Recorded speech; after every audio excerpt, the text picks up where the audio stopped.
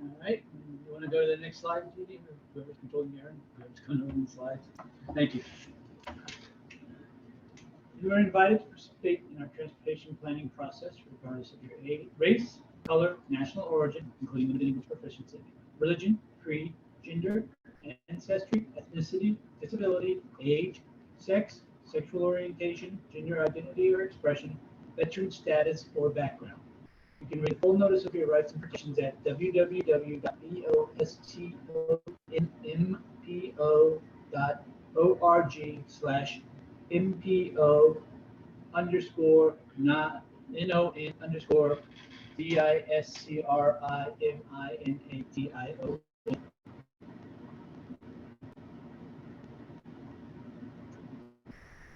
All participants in the meeting with muted microphones. Please rename yourself to include your first name, last name, and affiliation. After roll call, board members may mute or unmute themselves. Always remain muted unless actively speaking. To participate in the discussion, please select the raise hand function. Find this by clicking either on the participants button at the bottom of the screen, and a window will pop up with a raise hand button at the bottom, or the actions button in the toolbar. The chair will then call on participants. If you're on the phone, you can use *9 to raise your hand. If you have any technical difficulties, please contact Sam Taylor via the chat box at staylor@ctps.org or call him at 857-702-3702.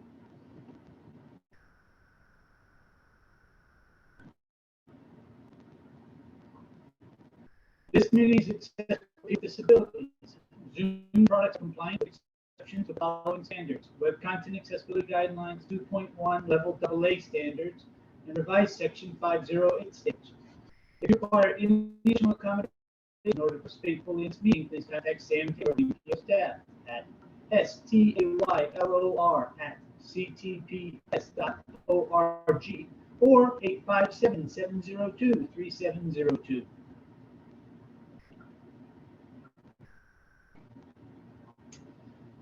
Welcome everyone to a meeting of the Boston Region MPO Planning Organization. I'm David Moore, representing Secretary Gina Fiandaca here.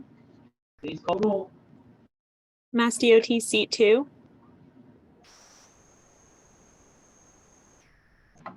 John Bouchard, representing Highway Administrator Jonathan Gulliver, present. Mass DOT Highway.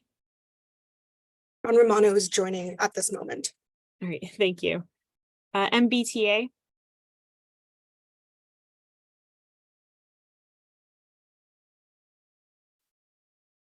I think you're able to unmute yourself, Allie. Good morning. This is Allie Clayman, representing General Manager Ing and the MBTA. Thank you. Massport. Hi, this is Sarah Lee representing Massport. MAPC. Good morning, Eric Barrasso with the Metropolitan Area Planning Council. MBTA Advisory Board. Morning, Brian Kane, MBTA Advisory Board present. Advisory Council. Leonard Diggins, Advisory Council here. Thank you. City of Boston BTD.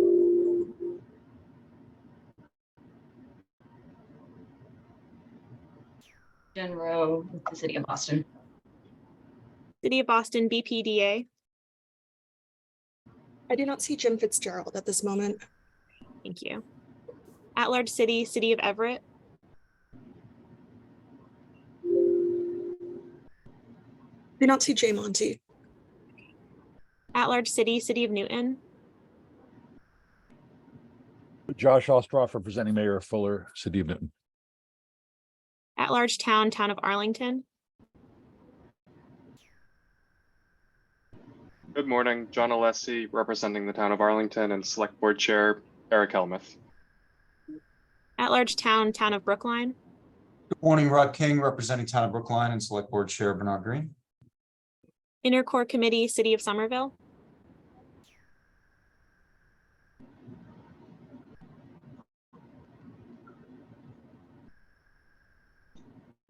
Good morning. This is Brad Rawson, representing Mayor Ballantyne, the City of Somerville, and the MAPC Intercore subregion. Thank you. Thanks. Minuteman Advisory Group on Interlocal Coordination, Town of Acton. Good morning. Christian Bouchard representing the Magic Subregion for David Martin from the town of Acton. Metro West Regional Collaborative, City of Framingham.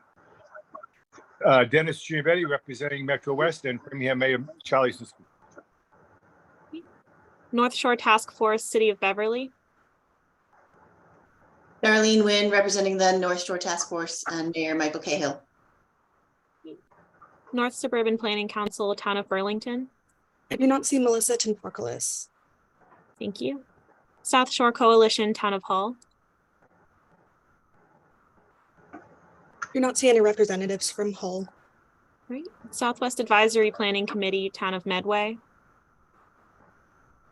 Do not see Peter Pelletier. Right. Three Rivers Interlocal Council, Town of Norwood, Neponset River Regional Chamber. Steve Olenoff representing the Trick subregion. Right. And our ex officio members, Federal Highway Administration. Good morning, Ken Miller, Federal Highway. Right. And Federal Transit Administration. Good morning, Leah Sarman, FTA. Great, thank you. That calls the roll, Mr. Chair. Thank you. Next item on the agenda is the chair's report. And I'd like to announce the appointment of the MOU subcommittee. And I first want to thank everybody who volunteered. So the chair will be Tom Bent. In addition, you can see these names on the screen, obviously. Eric Barassa from MAPC, Leonard Diggins from the Advisory Board, Dennis Giambetti from Metro West, Brian Kane from the MBTA Advisory Board, Dick Cravat from MassDOT, Matt Moran from the City of Boston, and John Romano from MassDOT. I'd like to thank everybody, and I believe Tom's not here yet, but Tegan will go over some of the particulars of how the meetings we run and how often we'll meet. But thanks, everyone. Any questions on that? Seeing none, I move directly to Tegan. Thanks, David. Yeah, well, actually, let's just stay on that previous slide for just one moment, just because Tom Bent did have a conflict at the beginning of this meeting. So I just wanted to say a few words to refresh folks about the purpose of this committee. So just as a reminder, at the June 15th meeting, which was the last meeting that we had, you all met in person and approved some modest changes to the Memorandum of Understanding, or MOU, to meet a federal certification requirement corrective action with a deadline of September 31st. So in that regard, you'll all soon receive a request to sign that version of the MOU through a DocuSign process. But at that meeting, you also acknowledged that there were additional recommendations from our federal partners related to the MOU, as well as some topics that were brought up in other forums that could be addressed in a further update to the MOU. And so acknowledging that could be a longer process, you agreed to establish this ad hoc committee that David just announced the membership of. And the purpose of this committee will be to recommend a process for making those updates. So they will not be recommending the full updates, but they will be recommending a process to the full board to consider for how to make those further updates. And just as a quick summary, this group will meet approximately 3 times virtually over the next 3 months, and then come back to you all, likely in the November meeting, with recommendations to consider on how to move forward. We are targeting that November meeting together to be in person, but as I mentioned, the committee will be meeting 3 times virtually, the first meeting of which we anticipate being August 24th at 10 a.m. So we'll share more information as that comes out, but please, again, thank you to those who volunteered to serve on this ad hoc committee, and I'll look forward to working with you. So we can go on to the executive director's report. Thank you. Next slide. So I have some staffing updates. We did welcome 3 new colleagues in the month of July so far. So first, we welcomed our manager of multimodal planning and design, Ronak Basu. He was not able to attend today, but he should be able to attend the next MPO meeting. And I would like him to introduce himself because he will be responsible for leading and advancing our multimodal planning and design work with a focus on improving accessibility, safety, and multimodal connections. So, of course, a very important area of our work for board members. And so again, I'd like him to be able to introduce himself at our next meeting. And then we also brought on board 2 new data scientists or travel demand modelers that I've mentioned previously, but I wanted to say that they have started, and welcome both Chandler Zhang and Paris Charitatos in our work around travel demand modeling. We're excited to grow that team, especially in the context of having developed new travel demand modeling tools that we are working on finalizing and rolling out at this time. Next slide. So unfortunately, on the other side, we will also be saying goodbye to 2 of our colleagues in August. So both should be in attendance today, I believe. So you're welcome to message them and wish them well. Both of them have been in front of the board to talk about their work with the agency. First, I wanted to mention that on August 1st, we'll say goodbye to Blake Acton. Over the last 3 years, he's been integral to performing service equity analyses for the MBTA. So he's done a lot of work in the transit arena, but he's also advanced the curb management research and work to develop strategies in the MPO region through the Future of the Curb study series. So if you engaged in those studies, please do reach out and thank him for his work and wish him luck. His new role will be at the Northern Middlesex Council of Governments. So I'm happy to see his expertise continue to be applied at the regional level. And then also in August, but on August 16th, we'll say goodbye to Julie Dombrowski. Over the last few years, she has played a key role in conducting intersection studies and carried out community technical assistance projects. And she's also been helping with roadway safety audits. And Julie has been a really wonderful addition to our agency and our agency's culture, and her work has really progressed impressively over the past few years. So we'll wish her luck as well with her new role at MassDOT District 6. And again, I'm thrilled to say she won't be going too far, and so we'll have more opportunities to work together. So if you've interacted with them, please reach out and wish them luck. And then the next slide, please. So we will miss those colleagues, and we're happy to welcome new colleagues, and we will be welcoming more. We continue to recruit for open positions and hope to have some new positions filled in August as well. Please check our website as always for the postings for these roles. But just to sort of quickly summarize them, the manager for MPO activities is still posted, but we are interviewing for that position. We also have postings now for 2 senior transportation planner positions, one with more of a freight focus and one with more of a focus on advancing the multimodal infrastructure program. We also have ongoing a principal analyst and travel demand model role posted. And then we will likely be recruiting additional positions in the planner and analyst roles in the near future.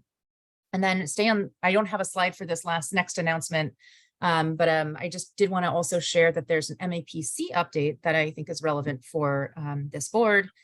This week, Julia Wallers joined MAPC as the Assistant Director of Transportation. So she is reporting to Eric Barassa.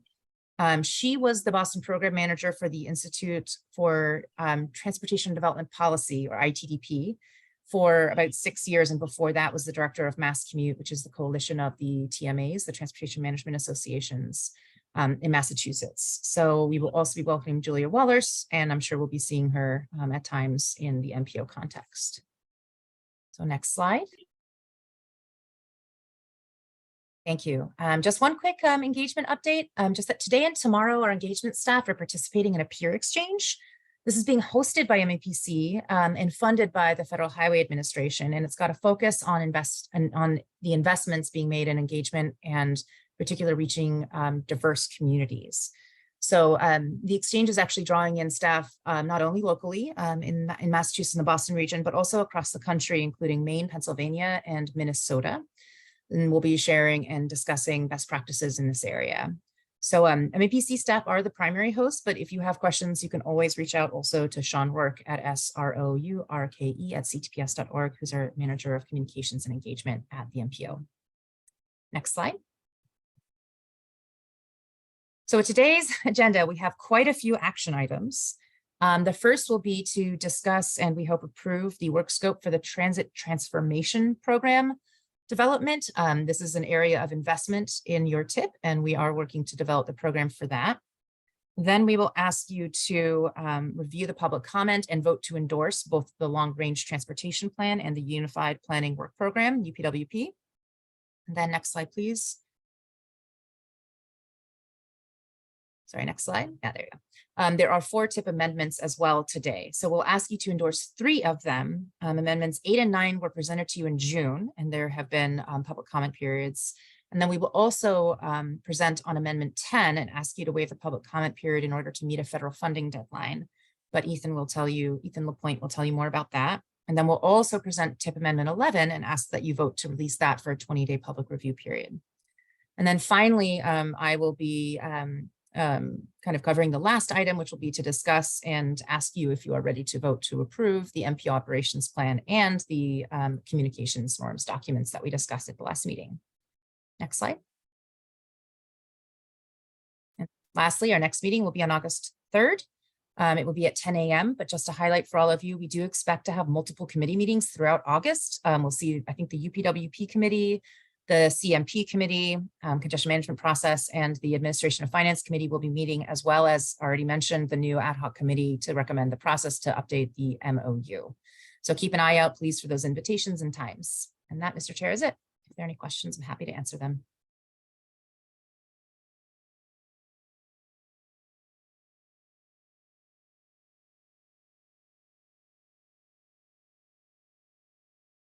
Sure, if you're there, Mr. Chair, David.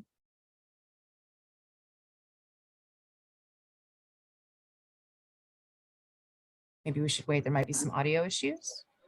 Yeah, can you hear me now? Yes, I can. Thank you, Tegan. Brad, do you have a question? Thank you, Chair. Just a quick small question on the Executive Director's report. Thank you, Tegan. You had mentioned tomorrow is a peer exchange, and then we see that our next meeting is August 3rd. Could we get a report back from you at Executive Director's report? Do you think that there will be enough material from what we learn from peers in Maine and those other states that you mentioned? It would be really cool for this board to hear what staff have heard at that MAPC hosted event. Thank you.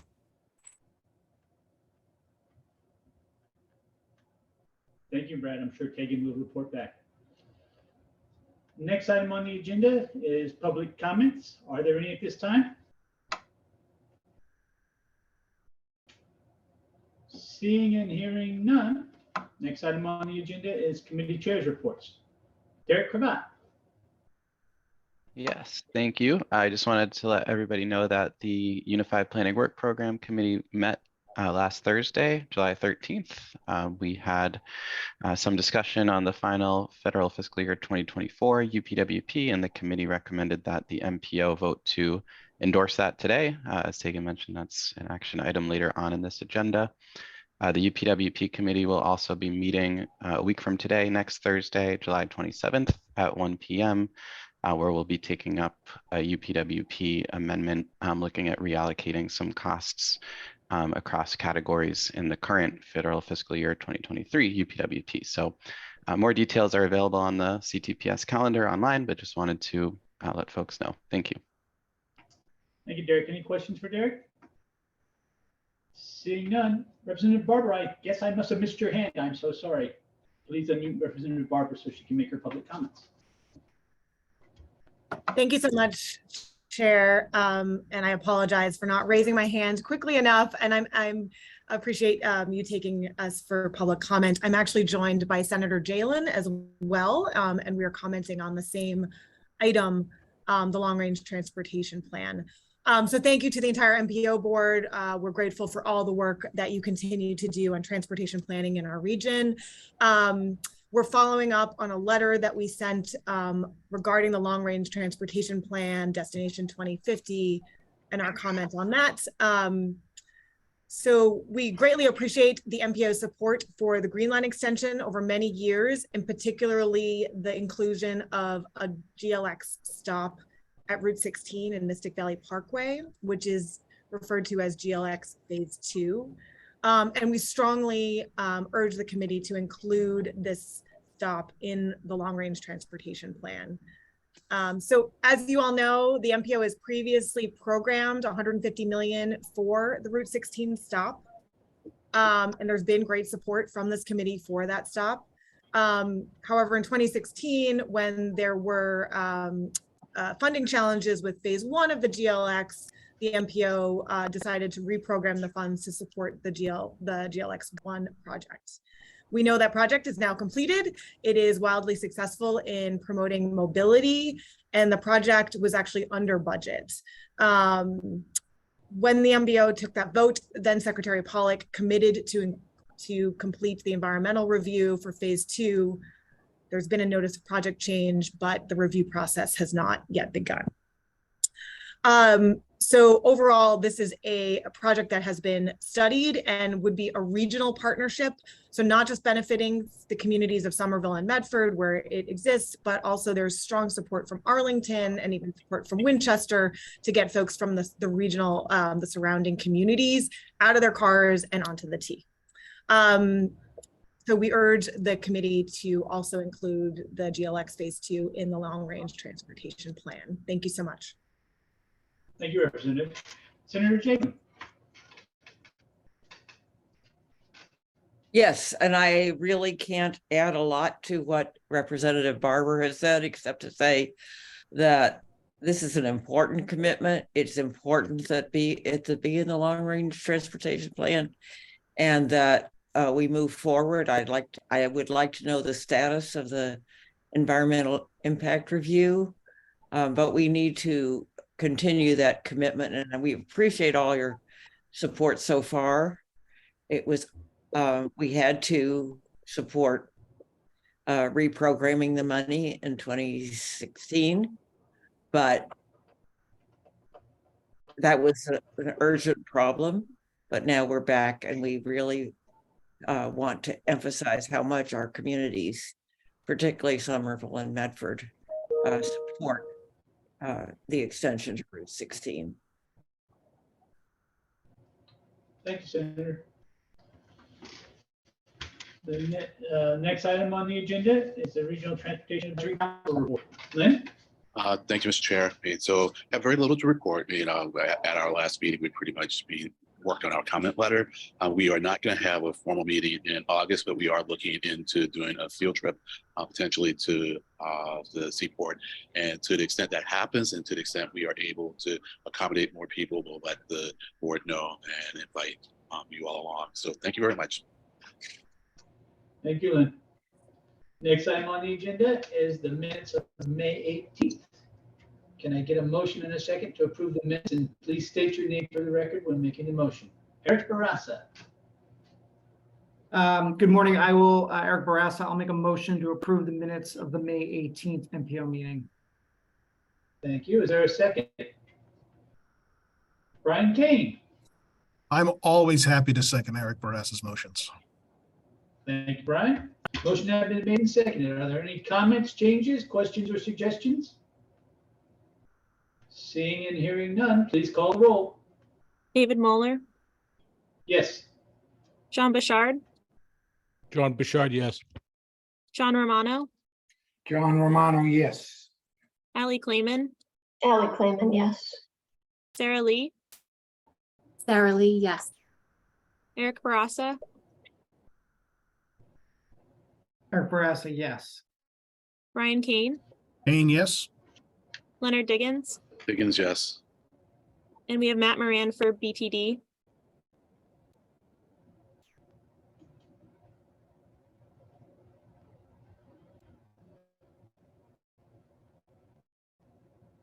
Matt Moran, are you able to unmute? Yeah, this is Matt Moran with the Boston Transportation Department. Apologies for being a little bit late. Vote yes. Thank you. And we have Jen Rowe for BPDA. Jen Rowe, yes. Thank you. Josh Ostroff. Yeah, in terms of strategy. Josh Ostroff, yes. I defer to you on this, but Can folks mute who aren't voting, please? Thank you. John Alessi. John Alessi, yes. Thank you. Rob King. Rob King, yes. Brad Rawson. Brad Rawson, yes. Kristen Guichard. Kristen Guichard, yes. Dennis Giambetti. Dennis Giambetti, yes. Darlene Wynn. Darlene Wynn, yes. And Steve Olenoff. Steve Olenoff, yes. Great. Motion carries, Mr. Chair. Thank you. Next item on the agenda is the transit transformation. Great. Thank you, everybody, and good morning. My name is Logan. I'm the Capital Programming Planner for the Boston Region MPO. Today, I will be presenting and giving a short overview of the Transit Transformation Work Scope. At the end of this presentation, I will request a motion to endorse the Transit Transformation Work Scope so that development of the program can begin. The program work scope is available on the calendar in PDF and HTML formats if you'd like to look.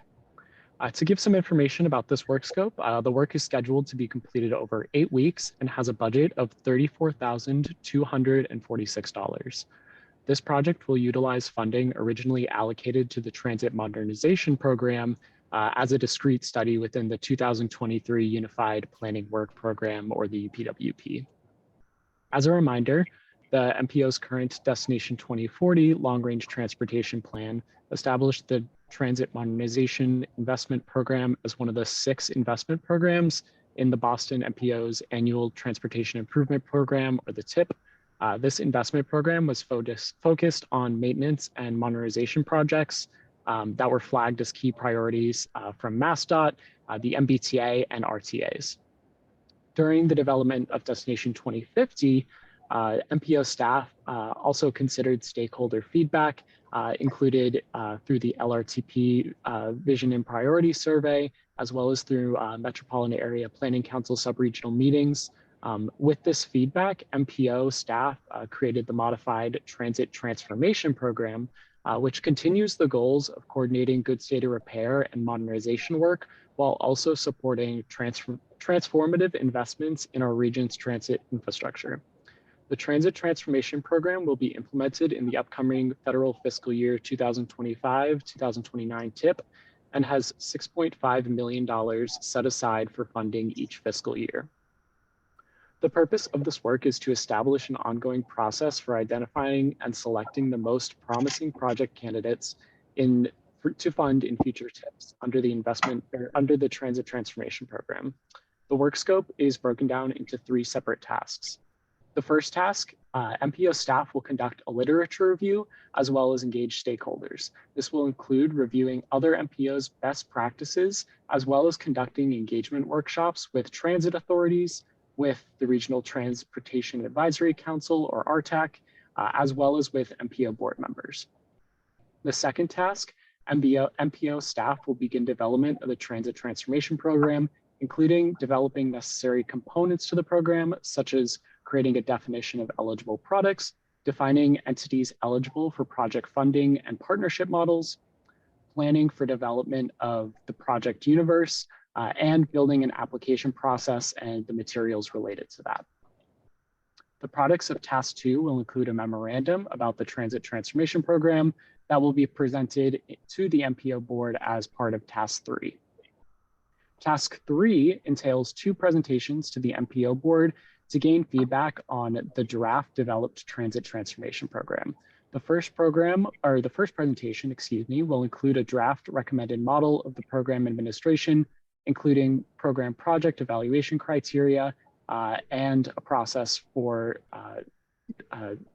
completing the program. MPO staff will lead a discussion with the board to gather feedback and to further define the direction of the investment program. Afterwards, MPO staff will refine that program based on the MPO board's members' feedback and will present a second presentation that includes a summary of the Transit Transformation Program, including a refined project intake process, strategies for program outreach, project assessment, and partnership models for this investment program. MPO staff intend to kick off the Transit Transformations Program's development promptly after the endorsement of this work scope. Stakeholder engagement workshops would ideally be scheduled for late August into early September, with the goal to present a draft Transit Transformation Program to the board sometime during the month of October. MPO staff will use the program developed from this work scope to select and recommend projects for funding in the Transit Transformation Investment Program in this year's upcoming 2025-29 TIP. The project selection and recommendation for the Transit Transformation Program will not take place in this work scope and will take place during the normal TIP development process that typically happens in the spring of 2024. With all that said, I would like to reiterate the MPO staff's request that the board motion and vote to endorse the Transit Transformation Work Scope. And I'm open to answering any questions you may have. Thank you very much. Thank you, Logan. Questions from the members? Brian Kane. Logan, I'm just a little curious. Are we talking about hardware here or studies, or what's the end result? What are we looking for? What's the end product? Yeah, so the end product, right now we are, for the upcoming TIP, we're redesigning all of our investment programs to update with the 2050 destination criteria. So we have to actually build this transit transformation program to begin with, because the transit modernization program was more of a pilot beforehand. So this work scope is going to be actually developing that program, gaining stakeholder feedback, and then eventually presenting it for MPO board approval to actually implement and work on actually developing projects to fund in the 25-29 TIP. To give some idea just of what has been envisioned so far in terms of projects, from our feedback we received, there's been support for projects that enhance the amenities of transit customers, improve the accessibility of the transit system, increase transit station capacity and multimodal connection improvements, good state of repair improvements as previously stated, modernization of transit fleets, possibly through the purchase of vehicles or upgrading of maintenance facilities, and investments in climate resiliency to focus on supporting the security of transit infrastructure with the idea of system electrification highlighted in that as well too. Thank you. Other questions? Matt Moran. Thank you, Mr. Chair. Thank you, Logan. Matt Moran with the City of Boston Transportation Department. I think we are very, very excited to see the study come out and come to fruition. Just wanted to ask a question about coordination with municipalities and other main stakeholders. Do you anticipate a process around that, and what is that? What are your thoughts around sort of how that might look? Yeah, so engagement with municipalities and other stakeholders would mostly take place during the Regional Transportation Advisory Council engagement workshop. Since RTAC is the public engagement arm of the MPO, that's kind of where we're going to seek that stakeholder engagement out from.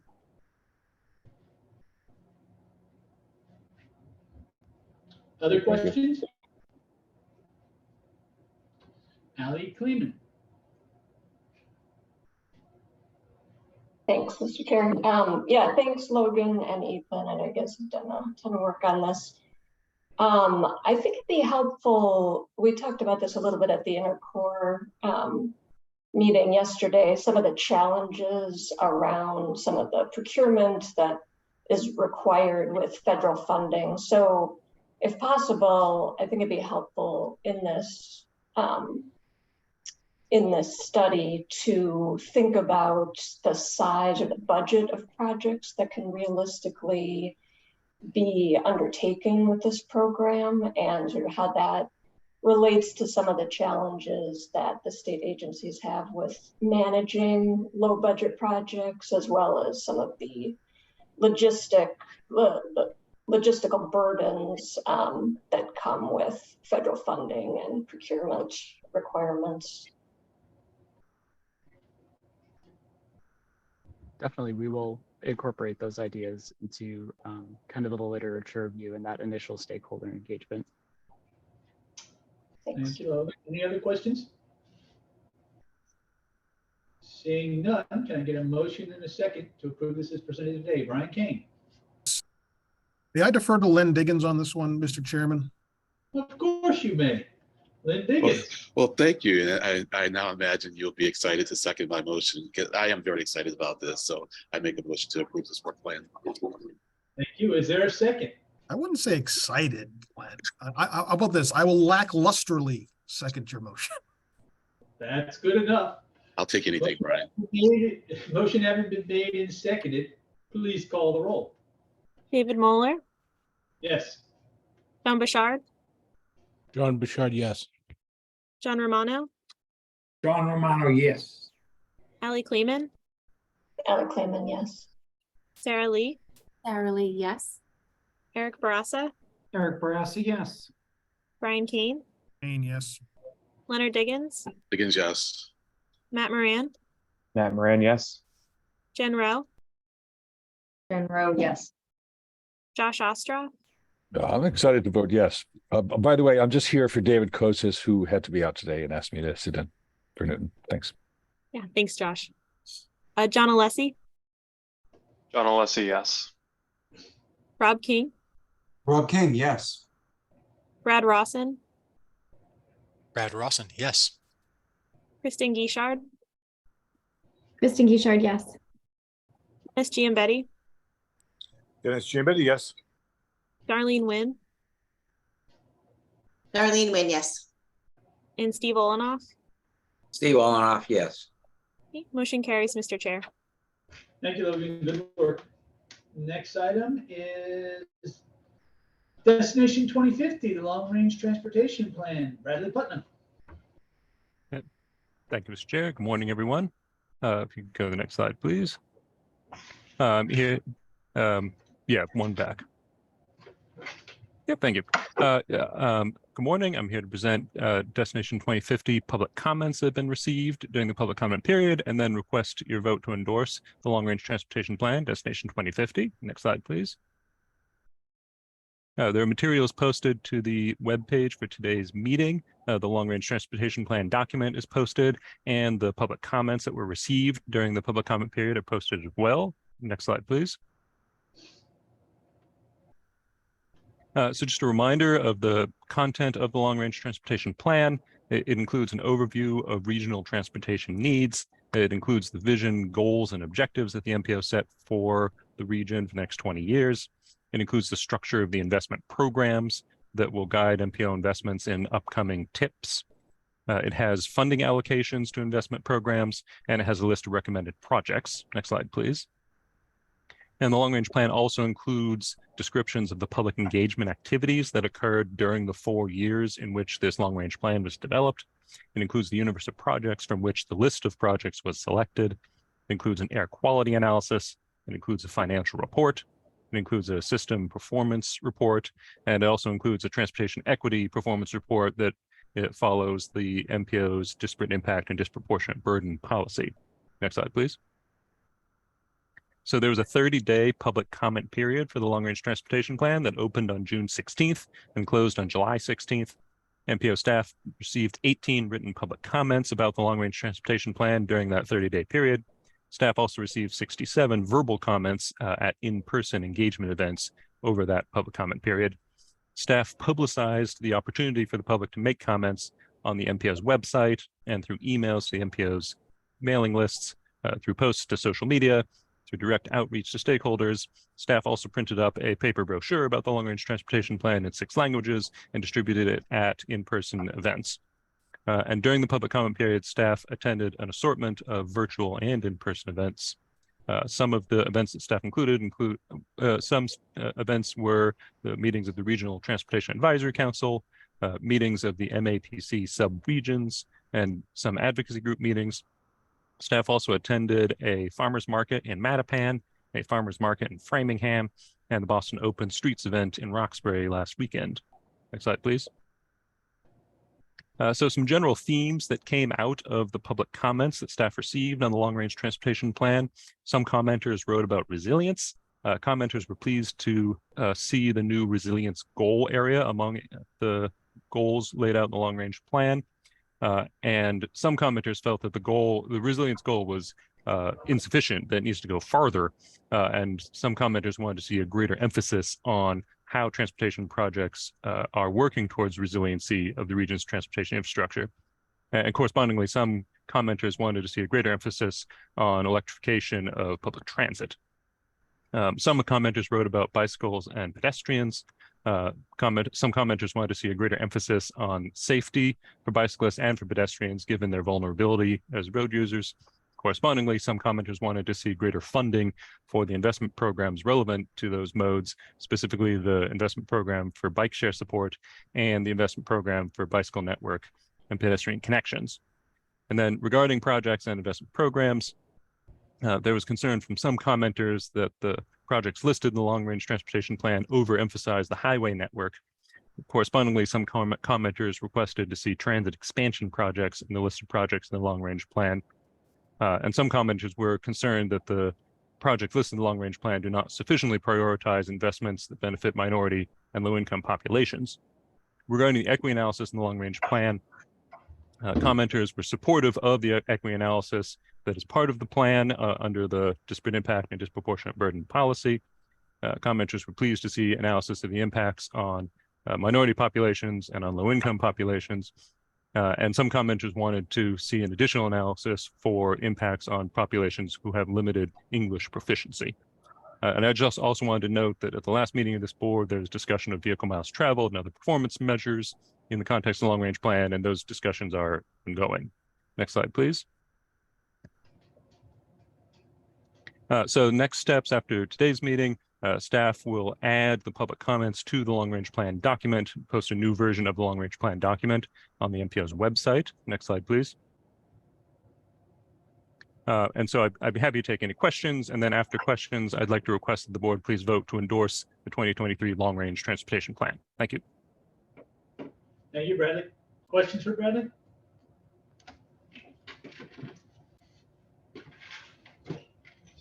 Seeing, okay, Ken Miller, FHWA. Thank you, Mr. Chair. I had a question about the funding tables. I think in the past I've suggested or requested that there actually be, if you look at the document itself, there is only really a discussion about target funding. Whereas there are, if you have to go to the appendices to find information about other funding that flows, federal federal highway and federal transit funding that flows through the MPO that you approve, that this board approves every year. That is only seems to be available in the appendix. Is that, am I getting that right? Yes, that's correct. Okay, because I think in the past I've asked that in the document there be some kind of table that shows a breakdown of the total funding that flows through the MPO. I think some of your comment letters related to how much money you spend by mode and that kind of thing. If people are only looking at target funding, they may not get the full picture of what actually is being funded. So I would suggest again that you include some kind of information about the total funding that flows through the MPO, not just the target funding. Thank you, Ken. Thank Brad Rawson. Thank you, Chair.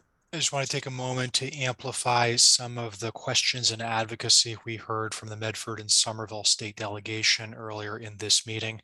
As MPO members will recall, during the terrible days of 2016, when Green Line 1 was threatened with kind of mortal peril, this board took a very progressive vote, a difficult vote, but a progressive one, to reprogram funds from GLX2 to GLX1. Representative Barber and Senator Jalen both noted that they supported at the time. And of course, the city of Somerville did as well to solve the emergency problem. But Chair, during that time, we did secure commitments from Mass DOT made to the city of Medford, to the city of Somerville, to the region as a whole, that the regionally significant project at Route 16 GLX2 would advance through the environmental permitting process. And yet here we are 5-7 years later, and we have not seen a great deal of tangible progress. So I understand that this document is ready to be voted by this board, but I can't miss an opportunity to spotlight and lift up the advocacy we heard from our state delegation. 1 year ago, this board was reminded, and there was a lot of supportive discussion at the time, to simply use stateside funding sources to continue the environmental permitting. The ask is not for capital dollars to be allocated at this time. It's simply to keep the coalition building going on the due diligence for critical transit investment projects like Route 16 Green Line 2. So Chair, the question I have at this time is anybody been assigned at Mass DOT or MBTA to continue the environmental review process for GLX2? Thank you. And as far as, to answer your question, Brad, as far as I know, the answer is no. Eric Barassa. Thank you, Mr. Chair. I wanted to just ask Ken, per his question about showing all the funding. Ken, are you interested in something that just identifies the funding that flows through the MPO, or all of the projects too? Because I think it might make sense, you know, the projects, there are so many of them, but I would agree with you that it would be great if there was maybe a simplified chart that showed the various formula funds up front and how that gets kind of divided among all the MPOs in the state and what comes to the Boston MPO. I think that would be very helpful for the public. And I would agree with you that that would help people better understand, you know, kind of our focus with respect to the tip target funds, which is a lot of the conversation that takes place here. Right, yeah, yeah, I don't, well, I don't know if, you know, those, the funds that flow, you know, on the highway side for the state projects, as well as on the FTA side for all of the, you know, T capital projects.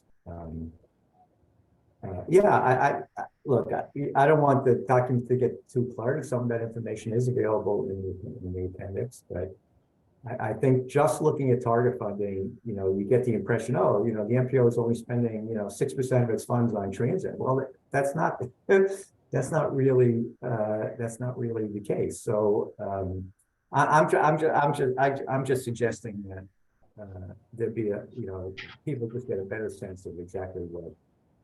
You know. No, that's a good point, because in fact, the majority of our federal dollars in the MPO region are spent on the MBTA.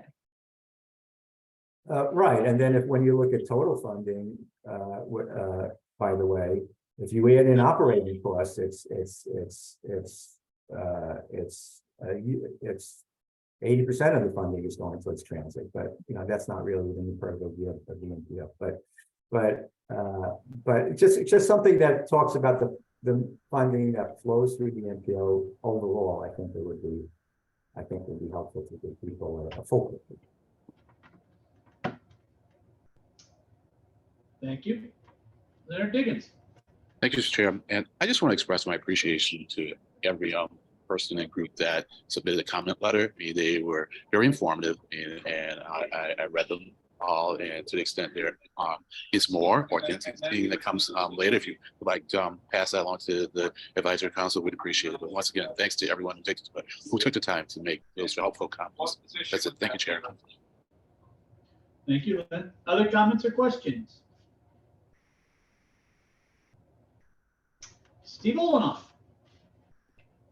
Yeah, so I voted on this, the last version of the long-range transportation plan, and at the time I voted no, and I know the chair was kind of shocked at that until I explained the reason was that the #1 transportation priority of the Trek subregion has always been the Canton interchange, and the Canton interchange was nowhere mentioned in that last long-range transportation plan. So that's why I voted no. There's some improvement this time. It's in there, it's in the list of universal projects. So at least it appears, but it's still no way funded, or it's no way actually, it's in the plan, but it's not really on the plan. This has been going on for 25 years or so that we've been pushing for this project, which is, you know, has to be done. Sometimes it's actually older than other interchanges which are already being done or want to be done. It's older than the Western interchange of the Turnpike is older than the Austin part of the Turnpike, because this is like 60 years old that this has been here with, and it's a safety project. It's not really it is, I know it's a highway, but it's still something that safety reasons needs to be done, and for modernization needs to be done. And you know, a lot of local problems caused by it, and there'll be over 20 acres of land restored and made into an extension of the Blue Hills Reservation. Those old ramps that were never used, the unused ramps that are there from the Southwest Expressway. They've been, covering over old wetlands for 60 years now. They'll all be restored. So I just want to say that, again, I'm in that same situation. But nevertheless, I understand the problem, and this is not something that the MPO has real control over. The money is supposed to be forthcoming from MassDOT itself, which is still waiting to happen, even though pieces of the project have been done little by little. The Denham section is being done. It's nearing completion. That money came from the MassDOT, and I thank them for that. So at this point, I'll just say I'll reluctantly vote yes on this. Thank you. Thank you, Steve. Any other comments, questions, concerns from the members? Seeing none, please call the roll. Have we gotten a motion in a second for this yet? Oh, no, we haven't, Judy. Thank you. I'm so Yep, sorry. no problem. Can I get a motion in a second? Eric Barassa. I'll make a motion to approve the long-range transportation plan. Thank you. Is there a second? Josh Ostroff. Glad to second. Thank you. Thank you, Judy. Please call the roll. No problem. David Moeller, Yes. John Bouchard, John Bouchard, yes. John Romano, John Romano, yes. Allie Clayman, Allie Clayman, yes. Sarah Lee, Sarah Lee, yes. Eric Barassa, Eric Barassa, yes. Brian Kane,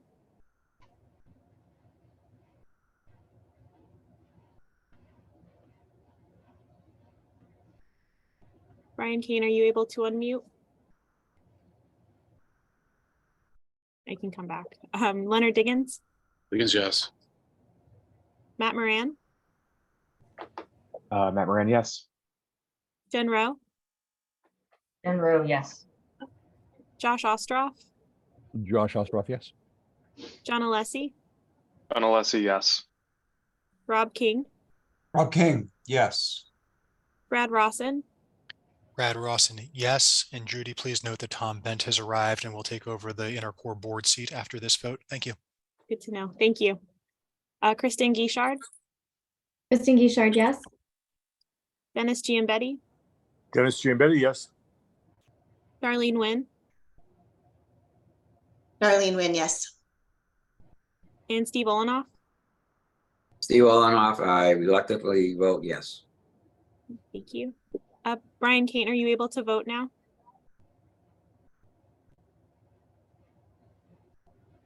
Okay, well, that calls the roll. Motion carries, Mr. Chair.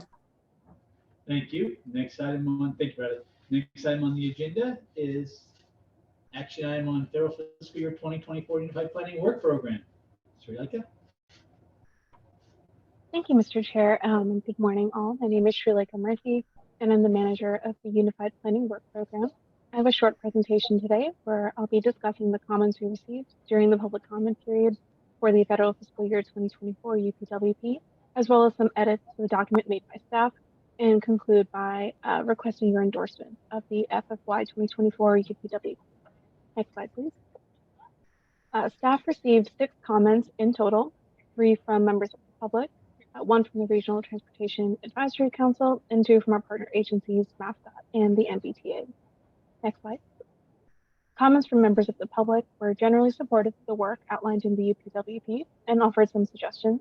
One writer urged us to expand electric vehicle charging infrastructure, especially in cities, while another supported the development of a bicycle pedestrian planning committee. The latter additionally urged the MPO to work towards climate adaptation as well as mitigation. And the third commenter asked a general question on the MBTA's work on the Green Line extension. Next slide, please. The 2 letters we received from the Advisory Council and the MBTA were supportive of the work laid out in the UPWP, and both noted an interest in engaging more with the MPO's ongoing program work. Thank you to all those who commented and shared your thoughts. A copy of all comments received can be found in Appendix B of the UPWP. During the public comment period, staff often make minor textual changes to the document itself. These are often copy edits, changes in syntax, or adding more descriptive information in language to a given item. We additionally added a description of the Safe Streets and Roads for All grant and the municipalities which won the award within Appendix A, along with a brief description of the MPO's anticipated work. Next slide, please. At this point, I would like to request that this board vote to endorse the FFY 2024 UPWP, and I'm happy to take any questions. Thank you. Thank you. Are there any questions? Seeing none, can I get a motion in a second to approve the UPWP as presented today? State your name for the record, please. Lynn Diggins. Leonard Diggins making a motion to approve the 2024 UPWP. Thank you. Eric Barassa. I will second that motion. Eric Barassa. Thank you. Motion has been made and seconded. Please call the roll. David Moeller, Yes. John Bouchard, John Bouchard, yes. John Romano, John Romano, yes. Allie Clayman, Allie Clayman, yes. Sarah Lee, Sarah Lee, yes. Eric Barassa, Eric Barassa, yes. Brian Kane,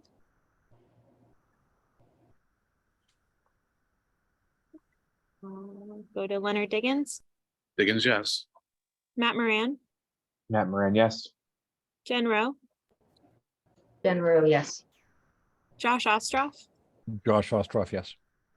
John Alessi, John Alessi, yes. Rob King, Rob King, yes. Tom Bent, Tom Bent, yes. Kristen Guichard, Kristen Yeshard, yes. Dennis Giambetti, Dennis Giambetti, yes. Darlene Wynn, Darlene Wynn, yes. and Steve Olenoff. Steve Olenoff, yes. Motion carries, Mr. Chair. Thank you. Thank you, Srileka. Next item on the agenda is the FF 23 to 27 Transportation Improvement Program Amendment 8. Ethan, I think you got like the next 3 or 4, don't you? I think I have the next 5. Thank you, Mr. Chair. All right, whenever you're ready then. All right, good morning, everybody. My name is Ethan Lapointe. I am the Transportation Improvement Program Manager with the Boston Region MPO. The purpose of this part of the presentation is to cover the first of 5 action items we have here today, being Amendment 8 to the 23-27 program. If we can move on to the next slide, please. This is a single line item endorsement, and on the next slide, please.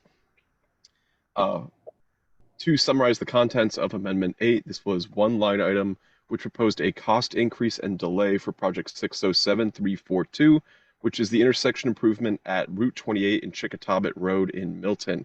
This was a 1-year delay of the project due to right-of-way concerns and the ability to actually implement a roundabout at this location, in addition to a cost increase identified as project design has advanced. If we move on to the next slide, as an amendment, this project was subject to a 21-day public comment period that commenced on June 2nd and concluded on June 23rd. During that public comment period, there were no comments received. With that, if we can move on to the next slide, staff are requesting that the board votes to endorse Amendment 8 following that 21-day public comment period, and then accept the amendment in whole. Thank you, Ethan. Any questions for Ethan? Seeing none, can I get a motion in a second to approve this amendment as presented today? Please state your name for the record when making the motion. Eric Barassa.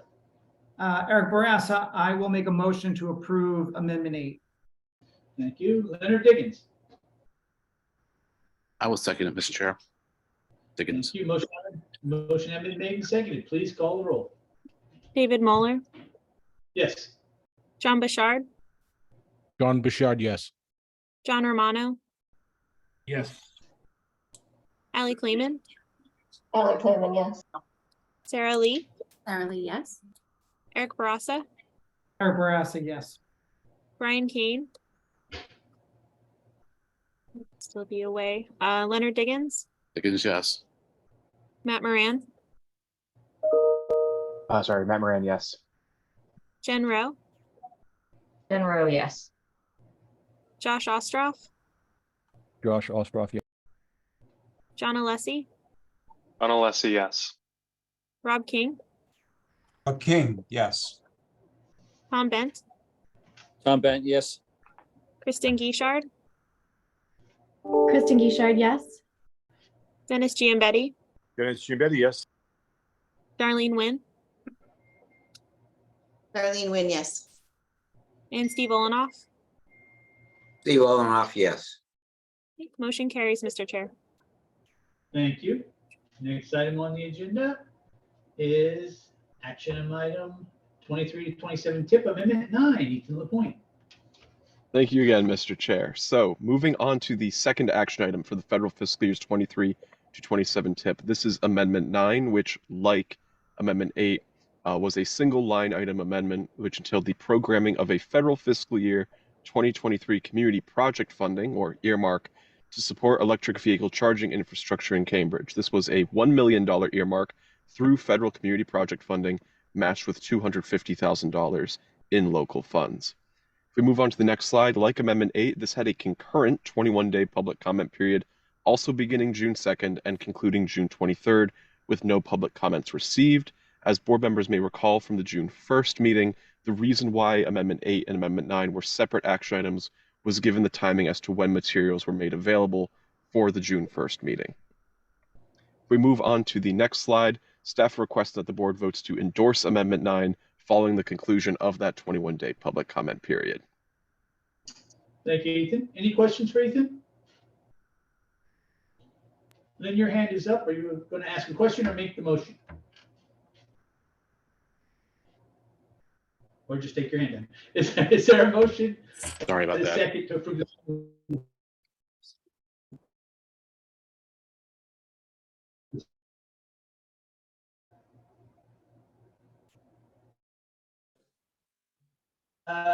Steve Olenoff. I'll make that motion. Thank you. Is there a second? I think Eric Barassa, Barassa is. Thank you, Eric. Go ahead. I'll second that motion. Thank you. Motion hasn't been made and seconded. Please call the roll. David Moeller, Yes.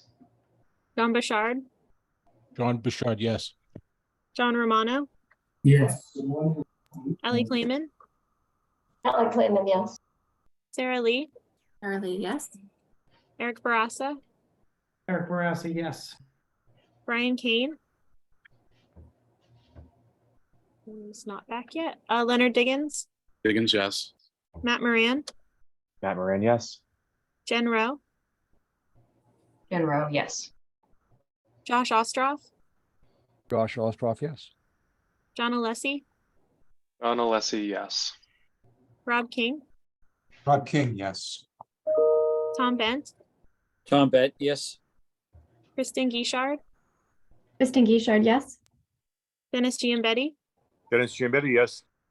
Darlene Nguyen, Darlene Nguyen, yes. and Steve Olenoff. Steve Olenoff, yes. Okay, motion carries, Mr. Chair. Thank you. We just did Amendment 8, Amendment 9, and now we're on Amendment 10. Ethan? Thank you, Mr. Chair. Moving on out of the endorsements for those two amendments and into some new action items. This following item is Amendment 10 to the federal fiscal years 2023 to 27 tip, and at the end of this presentation, we'll conclude in a vote to release. Amendment 10 is for the federal fiscal year 2023 program and entails the programming of federal fiscal year 2023 MassDOT Community Transit Grant Awards for program vehicles. Some may recall that earlier this past tip cycle, there was an Amendment 3 to the federal fiscal years 23 to 27 tip that programmed community transit grants for operating and mobility management awards. These are separate from that award category. Staff are requesting a waiver in advance of going into each of the individual line items here for the public comment period, such that these projects, which use federal Section 5310 seniors and persons with disabilities funding, can be obligated before the end of the federal fiscal year for FTA.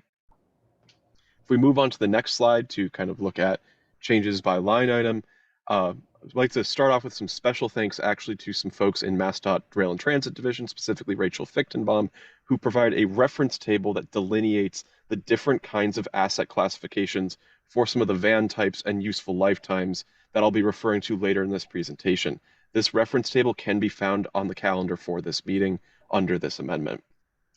If we move on to the next slide, just to go into changes by program, we have multiple awards throughout the Boston region.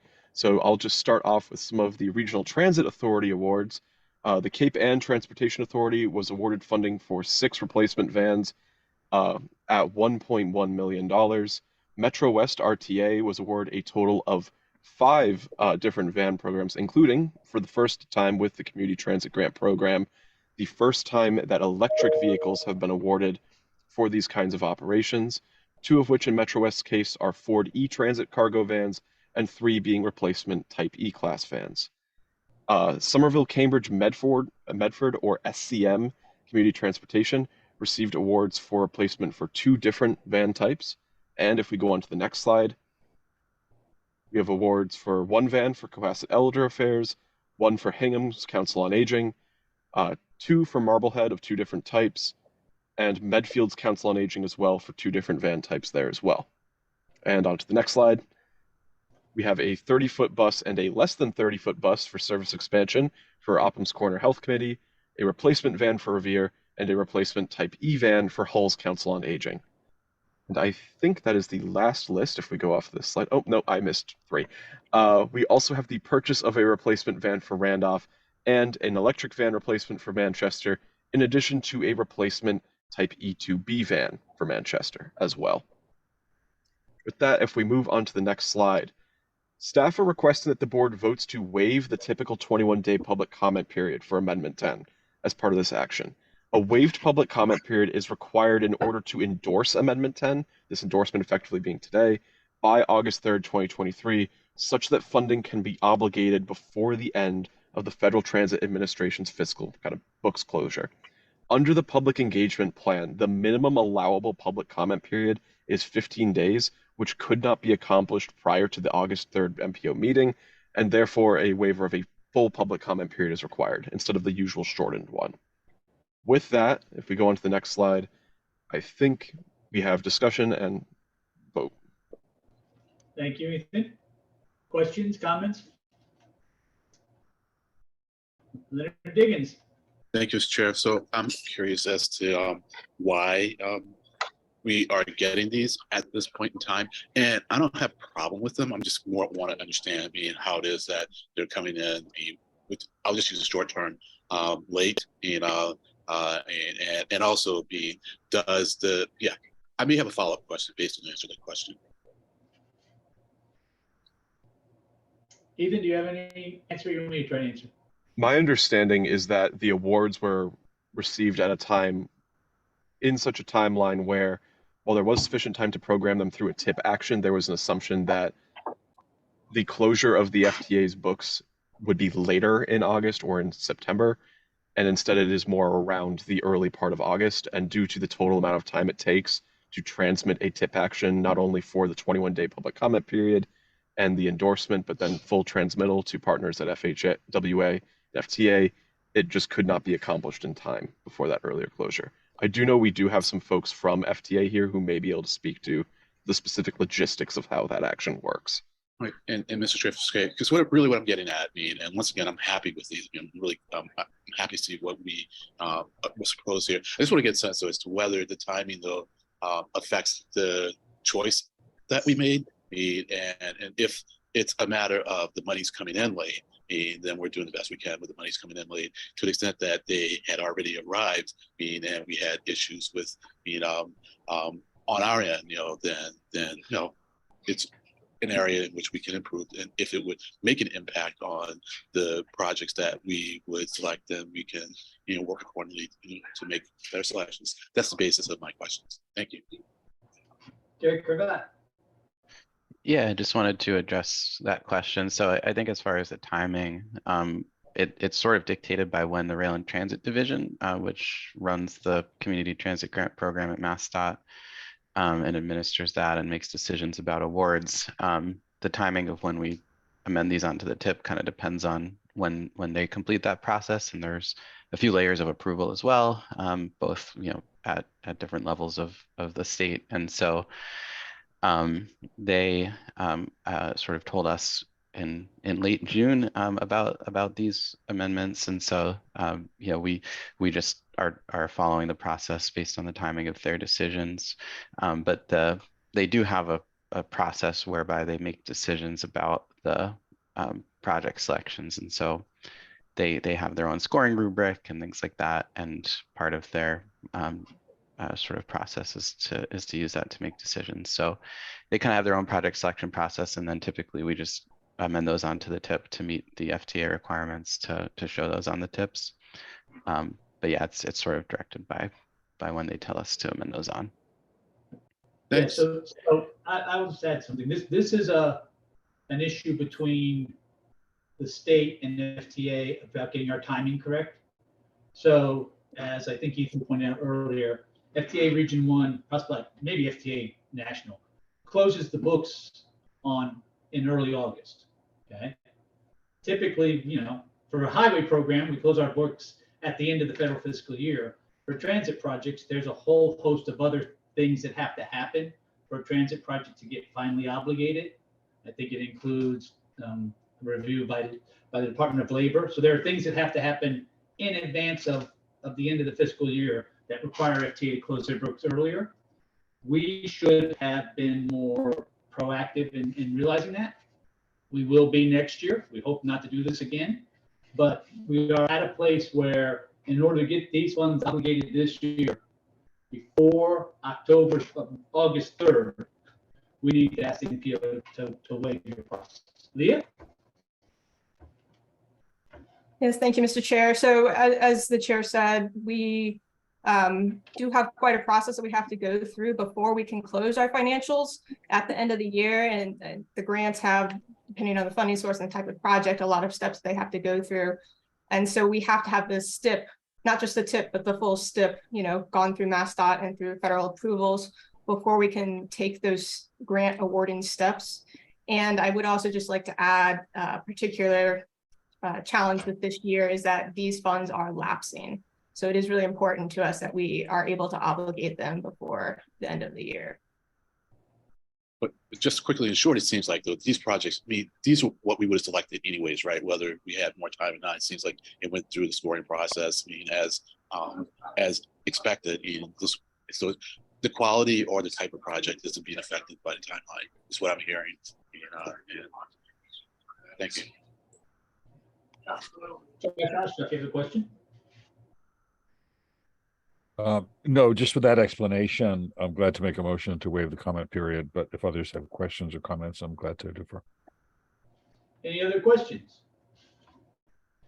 Seeing none, so can I get a motion to waive the comment period and endorse this amendment as presented today? Josh Ostroff. That's my motion. Thank you. Lynn Diggins. I'll second it. Thank you. Thank you. Motion has been made and seconded. Please call the roll. David Muller, Yes. John Bouchard, John Bouchard, yes. John Romano, John Romano, yes. Allie Clayman, Alan Clayman, yes. Sarah Lee, Sarah Lee, yes. Eric Barassa, Eric Barassa, yes. Brian Kane, Is this on available online? Kane, yes. Leonard Diggins, Diggins, yes. Matt Moran, I'm Moran, yes. Jen Rowe, Jen Rowe, yes. Josh Ostroff, Josh Ostroff, yes. John Alessi, John Alessi, yes. Rob King, Rob King, yes. Tom Bent, Tom Bent, yes. Kristen Guichard, Kristen Guichard, yes. Dennis Giambetti, Dennis Giambetti, yes. Darlene Nguyen, Darlene Nguyen, yes. and Steve Olenoff. Steve Olenoff, yes. Okay, motion carries, Mr. Chair. Thank you. Next item on the agenda is tip amendment 11. Ethan? Thank you, Mr. Chair. This is the fourth action for the federal fiscal years 2023 to 27 tip and is a more traditional amendment which will entail a vote to release for a full 21-day public comment period. Amendment 11 to the tip, specifically for the federal fiscal years 2023 program, proposes cost increases for 3 federal fiscal year 23 statewide highway projects and 1 regional target project, which the cost increase for the target project is being funded from the statewide highway program. It also includes the programming of 2 different design earmarks, one in Marblehead and one in Brookline, and the deprogramming of anticipated Metro West Regional Transit Authority, Section 5339, bus and bus facilities discretionary grant line items. If we move on to the next slide to kind of look at changes by program, and starting off with statewide highway funds, we have as the first project a bridge replacement in Boxborough, which is the Route 111 over Interstate 495 structure. The current budget for this project is $12.76 million and is projected to increase to $29.3 million. While this is a $16.54 million difference, the key factor driving this increase is that the initial project cost estimate was developed in 2014. The needs of the bridge structure have increased significantly since that initial estimate was devised almost 10 years ago, in addition to other cost factors and design needs there. The next project is an intersection improvement at 2 intersections on Broadway in Lynn, a similar cost increase here, this time going from $5.4 to $6.05 million, a $645,000 roughly increase. The budget for this project is being increased to reflect the latest design estimate for the contract. In these 2 projects, the first is funded out of the Highway Investment Program for Bridges, the second being within MassDOT's Highway Safety Improvement Program, or HSIP. Next up, moving on to the last of the statewide highway projects, we actually have a unique project here, which is Stowe's Bridge Replacement, which is the Box Mill Road Bridge over Elizabeth Brook. This is an off-system bridge, which is not on the typical highway bridge system, and is therefore eligible for special funding, I believe, under the Surface Transportation Block Grant Program. The current budget for this project is $3.45 million, expected to increase to $4.25 million with this amendment, about $800,000. The budget for the project is increasing to accommodate additional design needs, namely ones meant to restore the streambed and embankments of the river to improve against riverine flooding. These improvements including scour protection, post-construction streambed restoration, a reconfiguration of the kind of river channel, rock vein installation to kind of prevent scour and erosion along the riverbanks, the addition of a sidewalk along one end of the bridge, and the obstruction of various the removal of various flow obstructions for the river, including upstream man-made elements that need to be uninstalled. With that, moving on to the next slide for the Regional Target Project. This is Framingham's traffic signal installation at Edgell Road and Central Street. This is a cost increase for a Regional Target Project, but as mentioned previously, this cost increase is actually being funded out of the statewide highway program. The project is currently funded using congestion mitigation and air quality funding, with the increase funded through the Transportation Alternatives Program, which is meant for multimodal design elements. This is because the project's cost is increasing from $2.48 million up to $3.1 million in order to accommodate additional multimodal accessibility and lighting improvements. Again, this is a regional target and prioritized project, but this increase is funded by the separate statewide highway program. And lastly, if we move on, or I shouldn't say lastly, if we next move on to the earmark discretionary funding, we have 2 new projects for project design, this being the Border to Boston Trail design for Marblehead. This is part of a larger federal earmark through the federal fiscal year 2022 congressionally directed spending for the Border to Boston Trail. Some may recall that in previous amendments, there was the inclusion of earmarks for Salem and Peabody sections of that Border to Boston Trail. In addition, there is a separate earmark here for Brookline. This is the Beacon Street Bridle Path project design. It is a $2 million earmark matched with $500,000 to design the reopening and restoration of Frederick Law Olmsted and John Charles's original vision for Beacon Street to have that 2.3 mile multi-use 2-way path along Beacon Street. Now, if we move on to the next slide for the final set of changes here, these are all for the Metro West Regional Transportation Authority for various Section 5339 discretionary grant projects through the Federal Transit Administration. These 3 line items are being deprogrammed in that there was no grant awarded for these projects, being competitive revenue vehicle replacement, the back entrance project for Metro West RTA, and the Cochituate Rail Trail North Framingham feasibility studies. Given that no grant awards were received, the projects have to be deprogrammed, and one of the conditions that RTA is perform when programming their projects in the TIP is that they must program any projects they may seek to pursue discretionary awards for in an upcoming fiscal year, and then deprogram any projects that they did not receive an award for. That is what is happening here.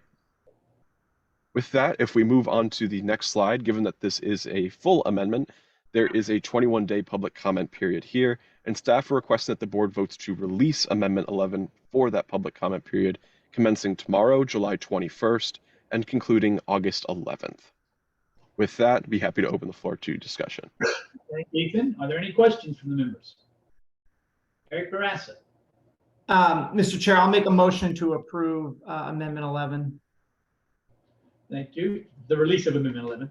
The release. Is there a second? Brian King. Second. Motion having been made and seconded, please call the roll. David Muller, Yes. John Bouchard, John Bouchard, yes. John Romano, John Romano, yes. Ellie Klayman, Ellie Klayman, yes. Sarah Lee, Sarah Lee, yes. Eric Barassa, Eric Barassa, yes. Ryan Kane, Kane, yes. Leonard Diggins,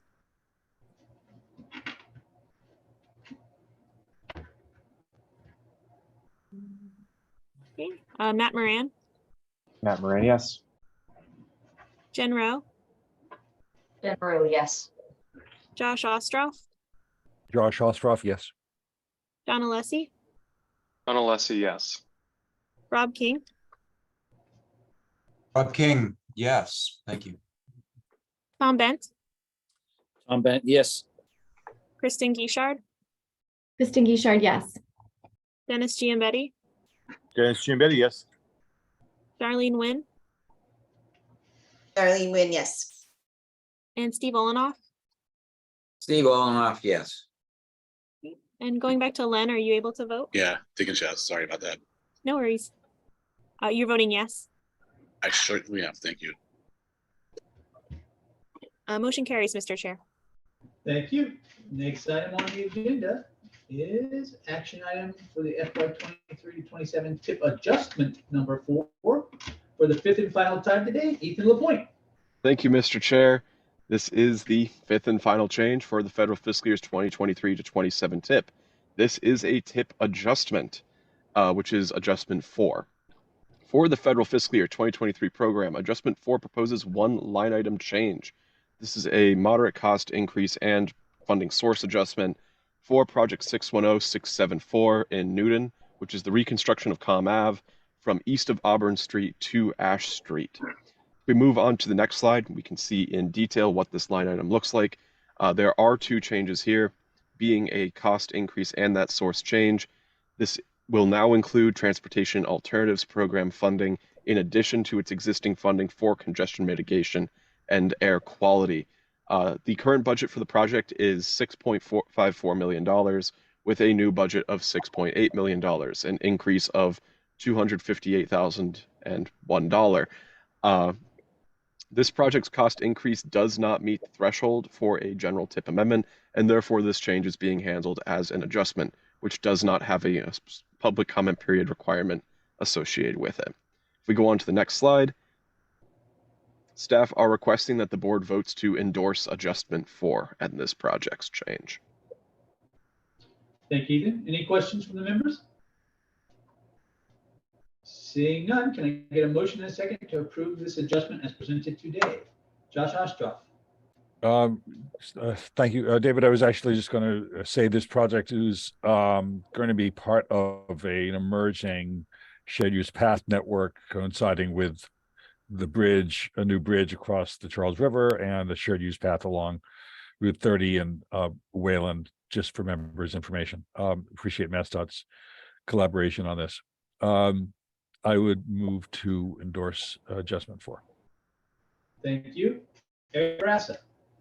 Eric Barassa, I will second that motion.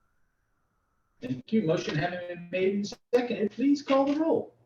David Muller, Yes. John Bouchard, John Bouchard, yes. John Romano, John Romano, yes. Ellie Klayman, Ally Clayman, yes. Sarah Lee, Sarah Lee, yes. Eric Barassa, Eric Barassa, yes. Brian Kane, Kane, yes. Leonard Diggins, Diggins, yes. Matt Moran, Matt Moran, yes. Jen Rowe, Jen Rowe, yes. Josh Ostroff, Josh Ostroff, yes. John Alessi, John Alessi, yes. Rob King, Rob King, yes. Tom Bent, Tom Bent, yes. Kristen Guichard, Kristen Guichard, yes. Dennis Giambetti, Dennis Giambetti, yes. Darlene Wynn, Darlene Wynn, yes. and Steve Olenoff. Steve Olenoff, yes. Great. Motion carries, Mr. Chair. Thank you. Next on the agenda is the MPO operations plan and communication norms. Megan? Thank you, Mr. Chair, and hello again, everyone. So we have just a last few decisions for you to consider at this meeting. I do not have slides, so I will just sort of verbally describe where we are, because we did have a discussion at the last board meeting, the June 15th in-person meeting, when I did present the work of the Administration and Finance Committee and staff to develop an operations plan, which is a document that is required in your current MOU, as well as a communications norms document that serves to establish common expectations about how you all engage with each other, with staff, and the public. So we discussed the contents of the drafts of both documents on June 15th, and we heard a few questions and feedbacks, which we've since addressed in the operations plan draft, which was posted for today's meeting with track changes, and none of the comments or questions led to any changes in the communications norms document. So just to officially summarize the very modest changes that we made to the operations plan, which again is posted, it is track changes, so you can see what we did address. There is a very minor update on page 7, clarifying a majority vote as being half plus 1 if there's an even amount of members voting. And then on the next page, there's also a minor clarification of the language around electing the vice chair. The words nomination and elect had been, or election had been a bit muddled. And so we just clarified that first the nomination happens, and then at the subsequent meeting, voting will happen for this vice chair role.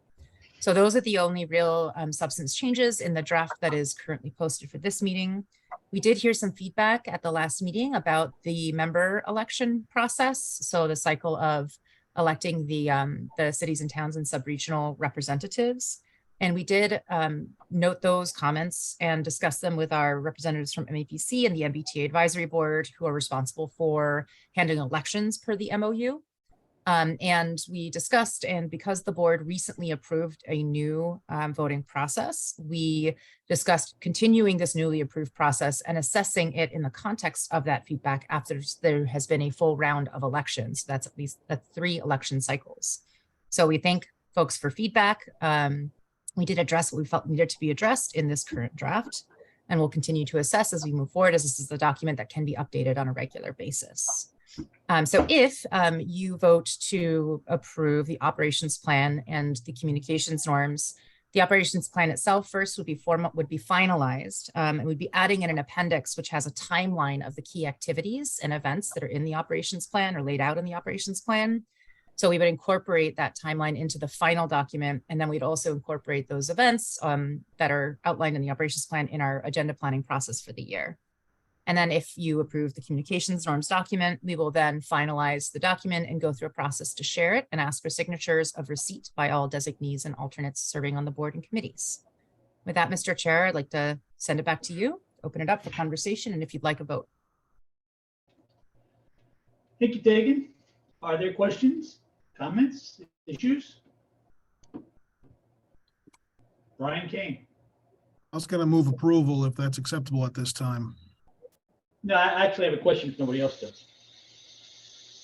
So Dagan, can you refresh my memory? Does this draft still include the authorization for the MPO to give the executive director a employment contract of years as opposed to at will? The operations plan says that that is an option to consider. So it just lays out the options that is one of options. That is all. It does not specify that that should happen. but I believe it contains the option as a line. Yes, so I have a question. Given that the MPO is not a legal entity, who would actually be the contractor who would sign off on a multi-year contract for the executive director? Would that be MAPC? Would that be MassDOT? Do we know? I don't know that I know in this hasn't been dug into in great legal detail, but I would assume that as the fiduciary agent, it would be MAPC. But if that were an option that the board wanted to approve, that can be dug into in more detail. I'm happy to defer. I think there are other comments about the development of this option. Brian, you got a comment? Yeah, so where do CTPS paychecks come from now? MAPC. Sorry, I couldn't hear you. MAPC.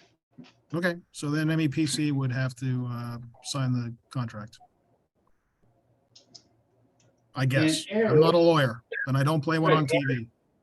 Eric, is this something that MAPC thinks is within your fiduciary responsibilities, that you would sign off on a multi-year contract? Because the contract will be between MAPC and the executive director. This isn't just paying people's paychecks. This is the contract where MAPC agrees to pay somebody's salary for a set period of time. Yeah, I actually don't know. This would be something to ask, I think, Margie, our legal counsel, about what our ability to do with contracts. So I don't have a clear answer. Okay. If I may just offer, the operations plan as it's currently established, which just allows for that as a potential consideration of the MPO board, has been reviewed by legal counsel just to make sure that nothing in there is, kind of directly or immediately violating any kind of legal requirements. But I do think that the point is if the board decided to pursue that option, there would be some more legwork that would need to be done. All right. Yeah, I will take a motion in a second on this. Brian King. Move approval, Mr. Chair. Thank you. Eric Barassa. I'll second that. May I ask for clarification, Mr. Chair? Apologies. Yeah. Is the motion for both the operations plan and the communications norm document, or is it one and then the other? It's one and then the other. Okay. This is on the operations plan. But you probably should have done this in the other order, since I think the operations plan actually references the communications norm. But we are where we are. Please call the roll on the operations plan, Judy. David Muller.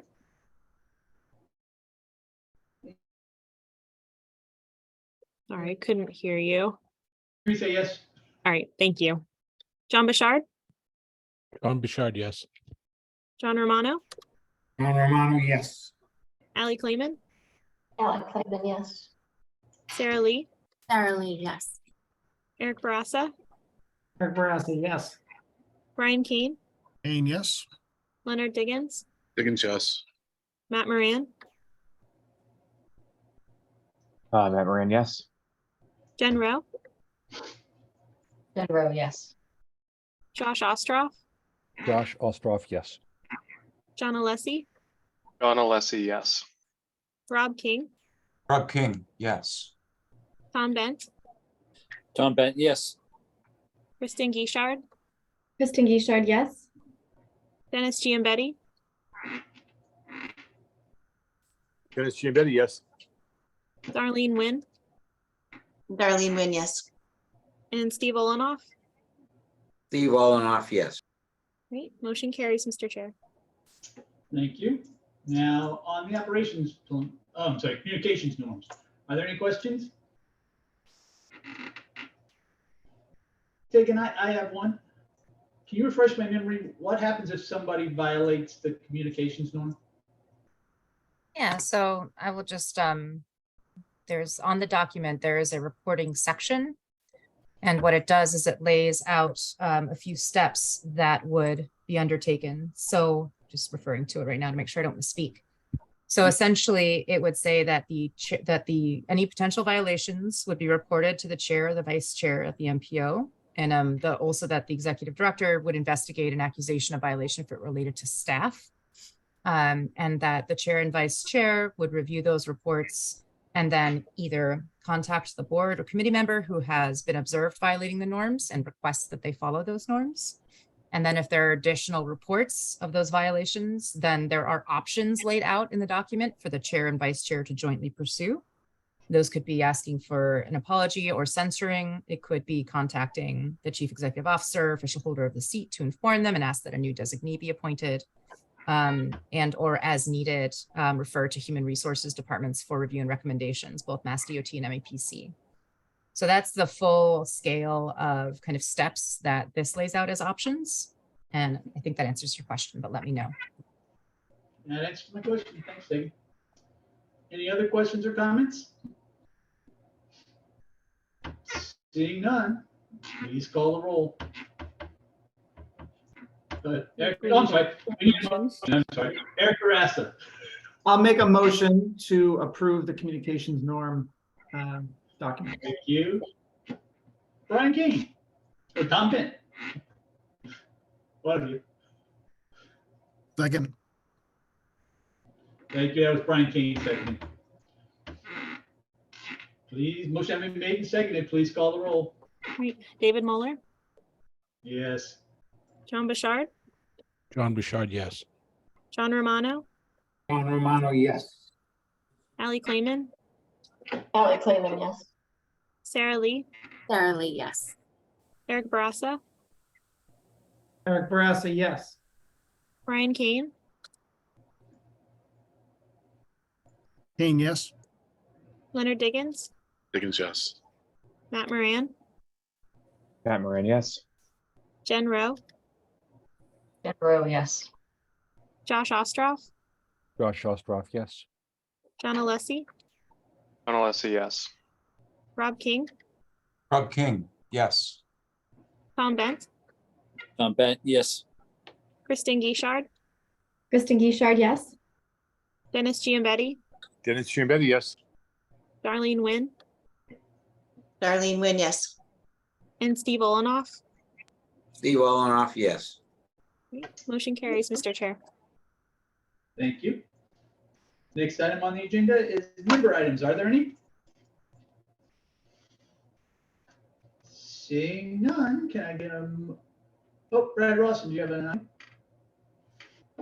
Chair, I just wanted to say congratulations to the staff and to all of the members of the committee that worked on operations plan. This is a big vote that this MPO board just took. Thank you, everybody, for the courage to have the hard conversations and to commit yourself to continued process improvements, transparency to deliver for the region. That was a big one. Thank you and congratulations. Thank you, Brad. Brian King. When's our next meeting? Kagan, when's our next meeting? Let me check the date again. Sorry, it was way at the beginning. August 3rd. And Any other member items? may I ask what the other August meetings are, if any? The August 17th is the next MPO meeting. So August the 1st and 3rd, we're proposing the normal schedule. But then I mentioned earlier, just be aware that there are a number of committee meetings that are being scheduled throughout August that we are working to balance so that there's not overlap on the same days of those committees. Thanks. Any other member items or questions? Seeing none, can I get a motion and a second to adjourn, and please state your name for the record when making the motion. Eric Barassa. Eric Barassa, I'll make a motion to adjourn. Josh Ostroff. Second, not for discussion. Without objection, we are adjourned. Thank you very much, staff. Great work today. Bye, everybody.